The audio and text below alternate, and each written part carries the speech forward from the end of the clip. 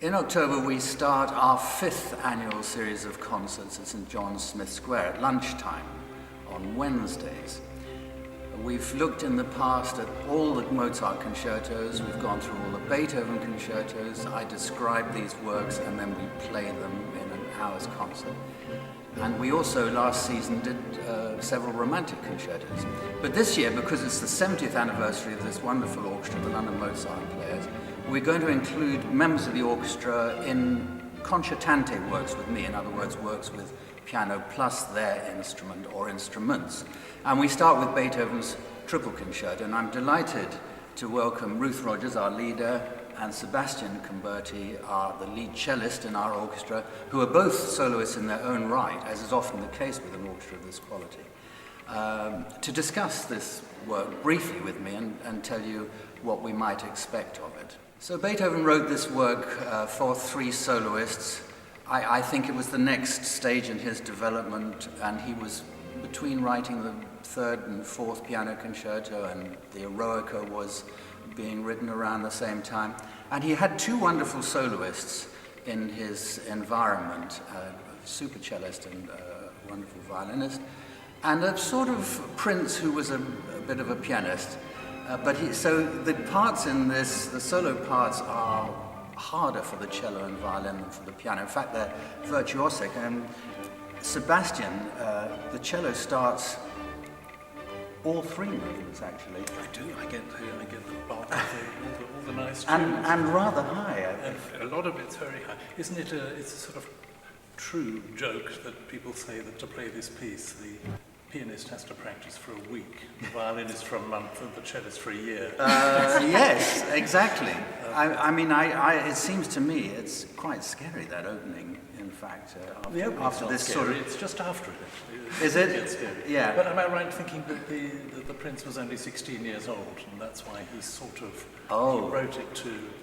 Is that the case? Okay. Well, I have to say the piano part's not a walkover. It was a good 16-year-old. Yes. Yeah.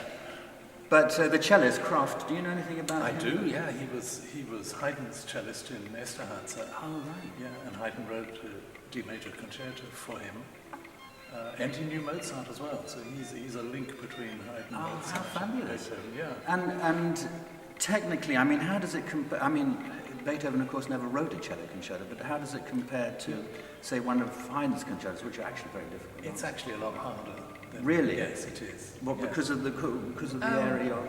Well, it's harder to play a concertante anyway, because you're just dipping in and out. Yes. Suddenly you've got you cool down in between. But also, just technically, a lot of it doesn't lie very well. No. I would say it's probably one of the harder pieces in the classical repertoire. Which, of course, is not untypical of Beethoven. He didn't always write comfortably. He knew what he wanted to write, and if the... Well, he was going to write a cello concerto. He offered to write one for Romberg, right? The not-so-famous Bernard Romberg, who said, "Thank you very much, but I write my own concerto." Oh, great! But from which we'd have...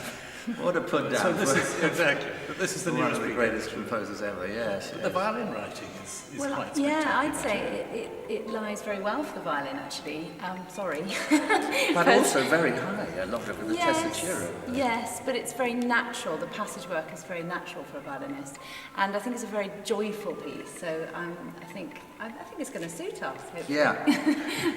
I'm sure it. Well, I've done it many times in my life, and I've always enjoyed it. It starts with a very mysterious little fragment of a theme in the cellos and basses, and then builds up to this magnificent full orchestral sort of symphonic tutti before even the soloists come in, and then the cellist, followed by the violinist, followed by the piano. It makes it a very expansive music because he has to give us all some of the melodic interest, doesn't he? So he can't develop it like a normal concerto because everything would have to happen 4 times. Yes. One for each of us and for the orchestra. Exactly. So it's got to be. And that lovely second theme in the first da-dee-da-dee-da-dee-da-dum. It reminds me. Do you remember the tune called "The Happy Wanderer"? Valderi, Valdera, Valderi, Valdera. Yes. Yeah. I always think of that, but that was written much later. I think first instance of do they call it when you copy somebody else's music? Plagiarism. Plagiarism. But why is this concerto often dismissed then as not so great? You know, I think it's difficult to program, to be honest, because you need really 3 high-quality soloists, which means 3 times the fee. So, guys, I guess we should go and rehearse, shall we? Yeah. Good. What date's the concert? 17th of October? 17th of October, 1 o'clock. 1 o'clock St. John's at Smith St. Square. John Smith Square. Please do join us if you can. Let's go and practice.